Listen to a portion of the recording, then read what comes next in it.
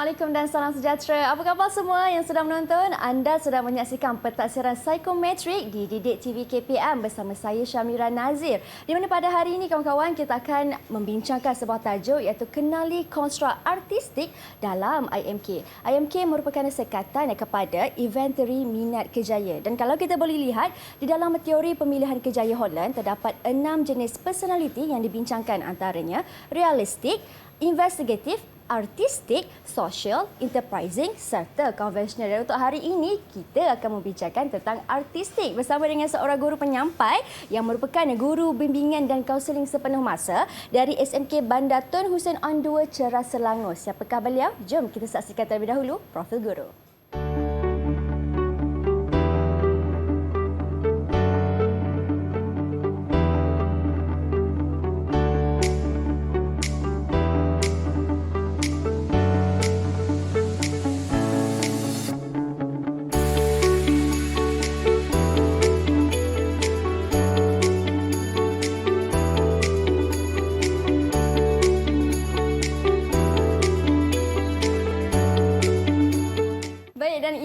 Sedikit latar belakang tentang guru penyampai kita pada hari ini. Seorang yang cukup luar biasa, ada banyak pengalaman dalam bidang yang akan kita membincangkan sebentar nanti.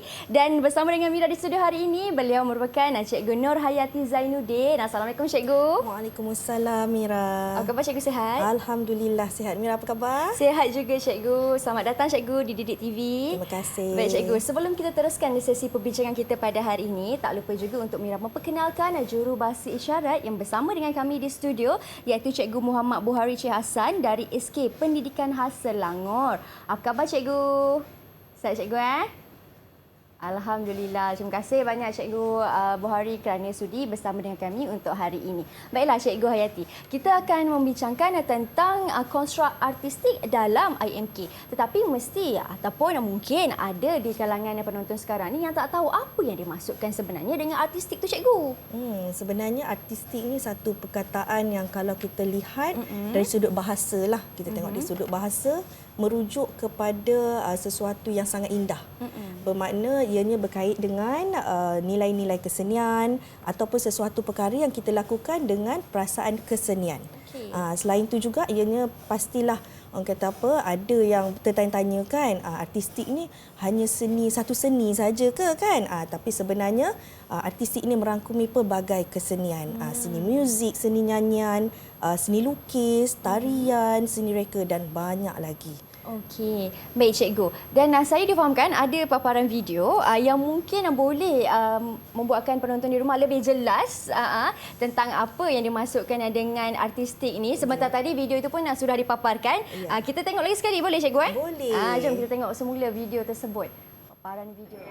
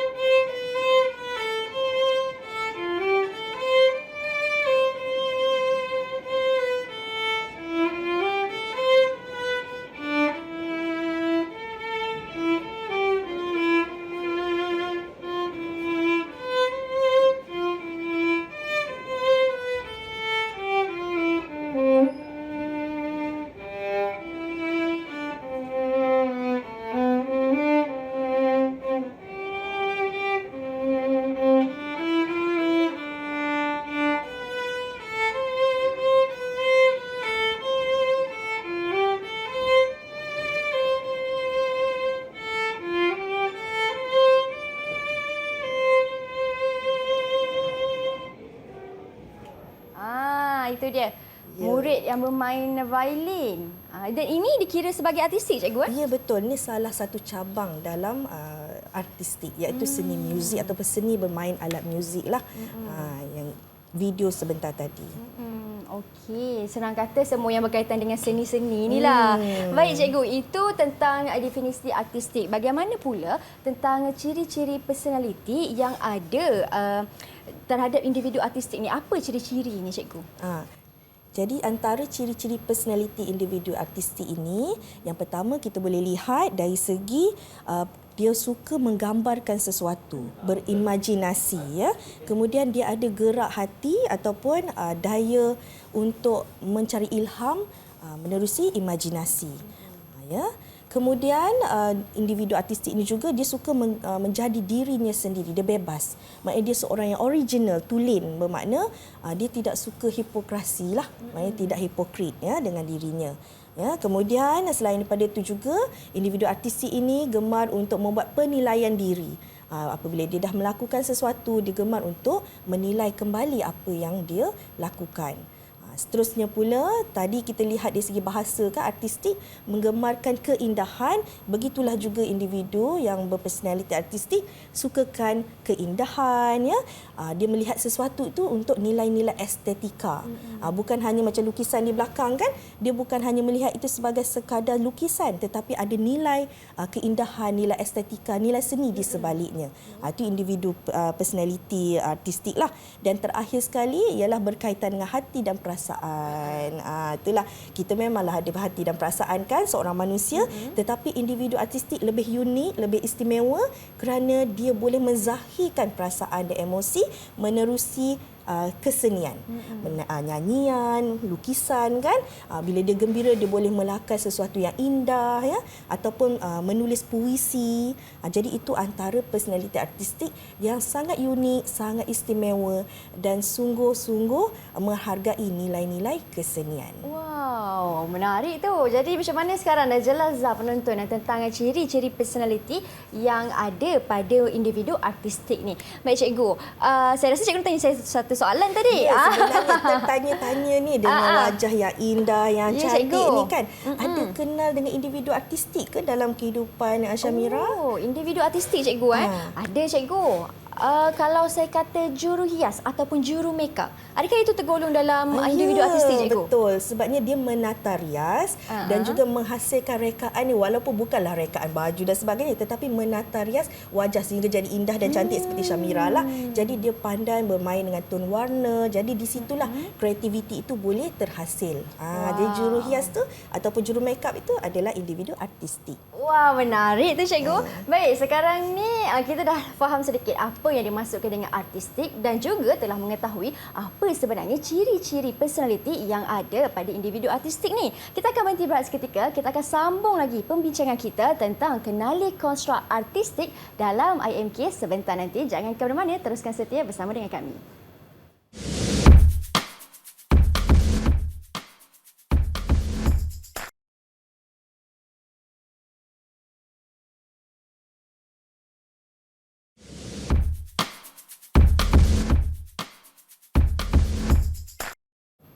Baik, kembali dalam pentaksiran psikometrik di Didik TV KPM, di mana pada hari ini saya dengan Cikgu Hayati kita sama-sama membincangkan tentang kenali konstruk artistik dalam IMK. IMK merupakan singkatan kepada Inventory Minat Kerjaya. Kita sudah mengetahui antara personaliti yang ada pada individu artistik ni, merekanya berjiwa halus, lebih ekspresif, lebih emosional. Dan kalau individu-individu begini kan Cikgu, apa sebenarnya bidang kerjaya yang sesuai untuk murid-murid ataupun individu yang ada sifat sebegini? Sebenarnya itulah tujuan inventory minat kerjaya kan. Kita boleh lihat minat dan kerjaya. Kita boleh sesuaikan dengan personality. Okay? Jadi individu artistik ini untuk jenis persekitaran pekerjaan atau pekerjaya dia, yang pertama kita boleh lihat individu artistik suka bekerja dalam situasi yang kurang berstruktur. Ya, maknanya dia tak suka kalau kerja tu ada langkah demi langkah yang perlu ditepati baru berjaya satu pekerjaan. Individu artistik dia kurang berstruktur. Dia lebih bebas tadi kan, personality, dan dia suka pekerjaan yang tidak rutin. Maknanya bukanlah hari-hari buat benda yang sama kan. Asyik-asyik susun barang je kerja dia. Dia tak boleh kerja yang macam begitu, ya. Selain daripada itu, kerja yang tidak diulang-ulang, maknanya tak buat benda yang sama setiap hari. Yang kedua pula, dia lebih suka bekerja ataupun di persekitaran pekerjaan yang mana sesuatu pekerjaan itu dia boleh menzahirkan emosi dia, mengolah idea dia, kreativiti dia, ya. Selain daripada itu, dia boleh membuat sesuatu inovasi dalam idea dan juga pekerjaan dia. Dan yang terakhir sekali, macam kita dah tengok pada segmen yang sebelum ni kan, dia minatkan sesuatu yang hasil seni, kesenian. Jadi kalau individu artistik ini dia berada dalam situasi pekerjaan yang boleh dia menilai estetika, nilai estetika, boleh menghargai nilai-nilai seni kreatif, sangat-sangat dia dapat kepuasan untuk dia bekerja. Begitulah dia persekitaran dia. Baik, cikgu. Baik, seterusnya cikgu. Jadi tadi kan ada soalan tentang contoh pekerjaan. So kita boleh tengoklah contoh pekerjaan ni, hanya contoh, sebenarnya ada banyak lagi. Ini hanyalah contoh. Yang pertama, preka grafik. Preka grafik ni adalah sesuatu yang mana mereka cipta sesuatu, logo ataupun papan tanda, ya, untuk menarik minat, dan dia boleh menzahirkannya dengan cara yang kreatif untuk menarik orang untuk melihatlah. Ni preka grafik. Dan kita boleh tengok antara universiti ataupun institusi pengajian yang menawarkan kursus untuk menjadi preka grafik ni, yang pertama di peringkat diploma di Politeknik. Contohnya diploma reka bentuk grafik. Nanti habis diploma dia boleh jadi pembantu kepada preka grafik. Kalau dia minat nak sambung belajar lagi, dia boleh untuk pergi ke universiti awam dan juga swasta. Saya bagi contoh universiti yang ada, UiTM, ya, Sarjana Muda Seni Reka Grafik, dan juga USM, University Sains Malaysia, untuk Sarjana Muda Seni Halus Grafik Komunikasi. Ini contoh. Ini untuk mereka yang minat untuk menjadi videografi kan. Kita pun ada paparan video juga tentang preka grafik ni. Kalau kita boleh tengok di paparan skrin. Sebenarnya cikgu, kalau saya boleh kongsikan, majoriti kawan-kawan saya pun merupakan preka grafik juga, cikgu. Logo mereka boleh buat kan. Macam-macam design lah orang kata. Sebenarnya kita berada di sekeliling individu artistik. Betul. Okey. Jadi seterusnya kita boleh lihat juga preka fashion. Ni rasanya Syamira dah biasa ni. Ya, kan dengan fashion kan. Jadi sebenarnya rekaan fashion ini adalah salah satu cabang artistik yang mana dia juga perlukan kemahiran ataupun dia perlu belajar. Dia bukan hanya mereka melukis sebegitu saja. Jadi dia boleh sambung belajar nanti untuk rekaan fashion, ya, untuk jadi preka fashion. Contoh di peringkat sijil, kita ada sijil fashion dan pakaian. Maknanya dia nanti boleh buat rekaan dan juga menjahit lah maksudnya. Kemudian naik lagi sampai ke diploma reka bentuk fashion dan pakaian, sehinggalah ke peringkat sarjana muda seni reka fashion. Ini antaranya lah. Seterusnya juga kita ada yang tadi kita dah bercerita tentang jurus solid tadi kan. Itu pun salah satu contoh pekerjaan dalam individu artistik. Kerana jurus solid itu menata hias muka pelanggan dia mengikut apa kehendak pelanggan kan. Mungkin ada yang saya nak tema seram. Dia buat muka hantu. Saya nak tema sweet. Dia buat lebih manis. Jadi itu semua express tu lah. memang ekspresif. Kemudian dia kena belajar lah juga. Dia tak bolehlah hanya melihat tutorial saja dan buat kan. Boleh sebagai untuk penambah baikan kemahiran, tetapi sebaik-baiknya ada sijil seni asas makeup ataupun seni asas solekan, ya, di akademi kecantikan. Banyak sangatlah sebenarnya yang menawarkan sijil untuk seni solekan. Ya, ada paparan video juga, cikgu? Ya, ada.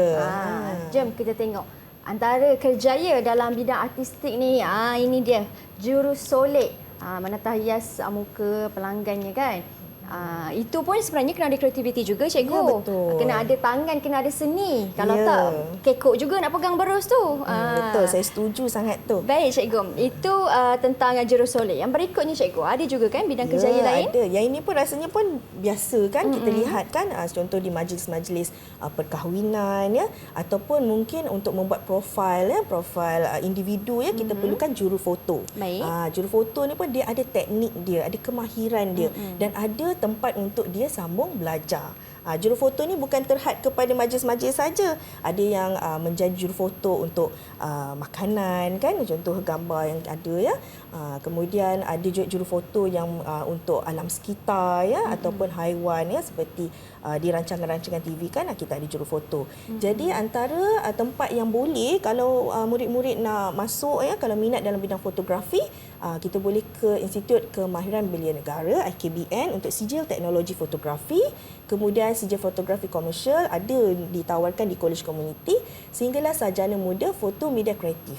Nama dia je berbeza tetapi konsepnya masih sama, boleh menjadi juru foto. Okey, macam tu. Kalau kita lihat di sekolah juga kan cikgu, ada mata pelajaran yang ditawarkan iaitu produksi multimedia. Antara mata pelajaran elektif lah yang pelajar murid boleh pilih. Di situ cikgu pun mengajar juga kan bagaimana untuk mahir di dalam bidang fotografi ini. Jadi murid-murid mungkin dah boleh start ataupun mula merancang. Ya, boleh meneroka diri dia. Kan, mana hala tuju ataupun cabang yang ingin anda pergi.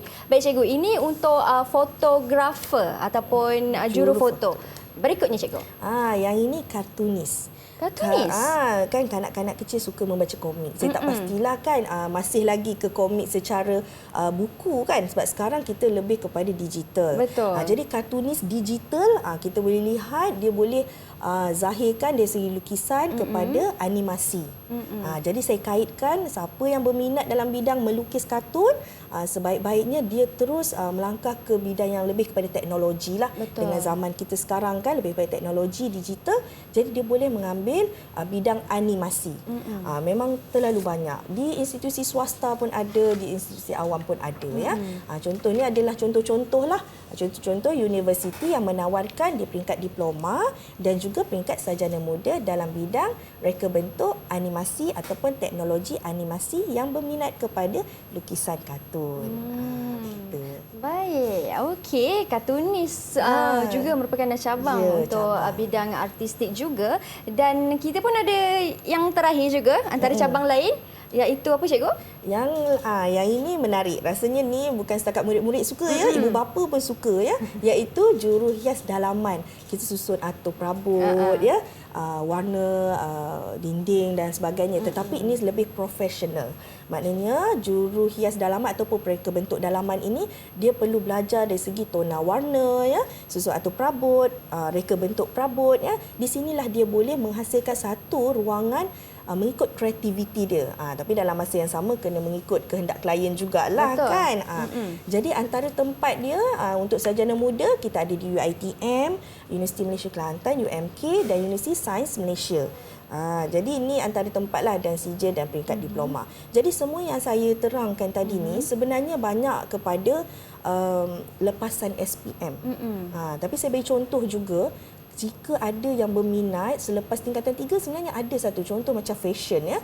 Kita ada di College Vocational untuk kursus seni reka fashion dan pakaian. Baik. Jadi itulah pentingnya lah kita tahu diri kita, betul, kita kenal diri kita dan kita merancang dan merangka hala tuju kerjaya. Dan saya tertarik cikgu bila cikgu sebut dan juga kongsikan tadi. Sekarang ini anak muda pun dah mula ramai kenali diri mereka. Dan sebenarnya ramai juga di kalangan mereka sebenarnya berbakat untuk membuat pelamin kan, itu pun sebenarnya boleh menjadi satu kerjaya juga.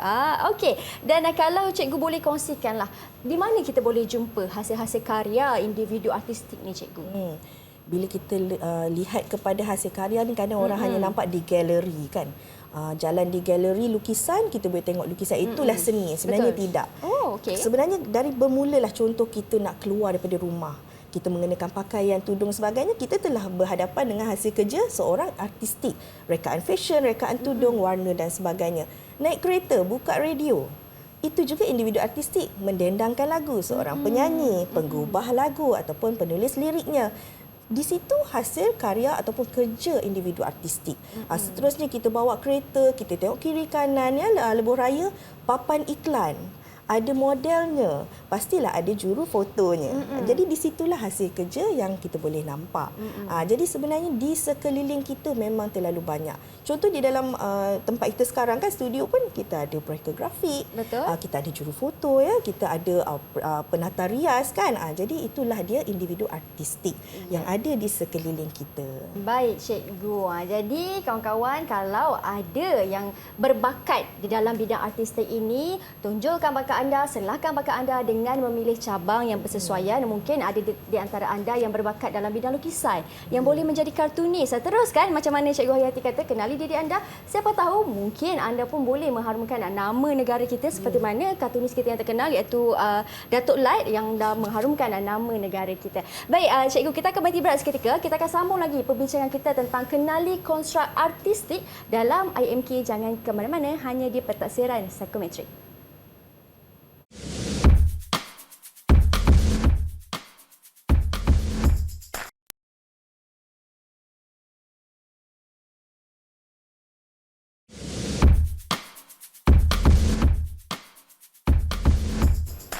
Baik, kembali kita dalam Pentaksiran Psikometrik, dan di segmen ini kita ingin bertanya pula kepada Cikgu Hayati apa yang dimaksudkan dengan kepentingan intervensi dan apa sebenarnya maksud intervensi itu sendiri, Cikgu? Okey. Sebenarnya setiap apa yang kita lakukan, contoh inventory minat kerjaya kita dah tadbir, ya. Dalam segmen yang sebelum ni kan kita dah cerita cara untuk mentadbir IMK. Kemudian kita pun telah menginterpretasi, contoh tadilah menerusi personality dan sebagainya. Kemudian kita dah analisis apa nak buat lepas tu. Itulah dia kita lakukan intervensi, di mana intervensi ini supaya boleh jadi manfaat kepada individu lain. Ya. Jadi untuk intervensi pentaksiran psikometrik ni kita fokus pada artistik hari ini. Okay, yang pertama kita boleh beri manfaat kepada murid. Murid termasuklah ibu bapa juga, sebabnya murid kan bawah 18 tahun, bawah umur, memerlukan bimbingan daripada ibu bapa. Dan kedua kepada sekolah yang melaksanakan intervensi tersebut. Okay. Jadi kita boleh lihat, okey, yang pertama iaitu membimbing murid dalam merangka hala tuju kerjaya. Itulah intervensi yang perlu dilakukan oleh guru bimbingan dan kaunseling, ya, kepada murid-murid di sekolah menengahlah, terutamanya menengah rendah dan atas, ya. Jadi di menengah rendah tingkatan 1 dan 2 terutamanya ialah untuk mereka mengenali diri, personality diri dia macam mana, kan? Kemudian dia tahu diri dia minat apa. Tu paling simple lah, paling mudah. Maknanya dia tahu apa dia suka, itu dah memadai untuk di tingkatan 1. Tetapi apabila dia menginjak ke tingkatan 3, sebaik-baiknya dia telah pun mengenali minat yang lebih mendalam supaya dia boleh meneroka aliran di tingkatan 4 nanti. Macam contoh yang tadi tu kan, seni reka fashion, minat sangat ni mereka fashion dan sebagainya, suka berpakaian cantik semua kan. Jadi kita tahu, oh dia minat dalam hala tuju di situ. Jadi selepas tingkatan 3 dia nak ke mana?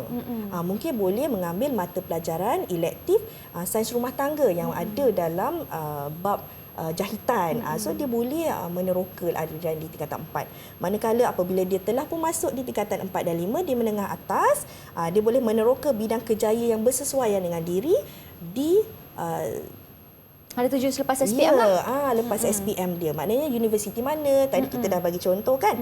Lebih banyak lagi sebenarnya pekerjaan yang boleh diteroka. Kalau boleh jumpalah dengan guru bimbingan dan kaunseling sebenarnya. Kan, dapatkan bimbingan kerjaya supaya ini boleh menjadi manfaat kepada murid-murid. Okey, seterusnya kita boleh lihat juga intervensi yang boleh dilakukan kepada murid-murid dalam kita mengembangkan potensi individu artistik ini. Dia kadang-kadang personality tu ada, bakat tu ada tetapi tidak dipupuk, tidak dikembangkan. Yang itu yang kita risau, dia terpendam begitu saja, dia tidak menunjukkan potensi, ya. Jadi dengan kerjasama unit kurikulum, unit hal ehwal murid dan unit co-kurikulum, okey, jadi kita boleh rangkalah program pembangunan asasiah dan akademik murid. Jadi dengan unit kurikulum kita boleh bantu dia dengan hasil dapatan pentaksiran psikometrik. Okey, mata pelajaran elektif apa yang sesuai di sekolah kita. Contoh kita tengok artistik ramai sangat, boleh kata 70% murid-murid di sekolah tu minat artistik. Mural, kalau minta buat mural, ramai teruja lah, ramai nak buat. Ramai yang ingin menghasilkan karya dan ekspres diri dia kan. Jadi ni nampaknya ada ciri-ciri artistik. Jadi kita berbincang dengan unit kurikulum untuk kita mewujudkan mata pelajaran elektif yang berkaitan. Contoh pendidikan seni visual. Mungkin memperbanyakkan kelas pendidikan seni visual supaya individu artistik ini tadi dia tidak rasa dirinya tersisih ataupun disisihkanlah di sekolah. Di unit HAM dan juga unit co-curriculum lebih kepada aktiviti sebaran maklumat, aktiviti co-curriculum. Kita banyakkan aktiviti-aktiviti yang berkaitan dengan artistik.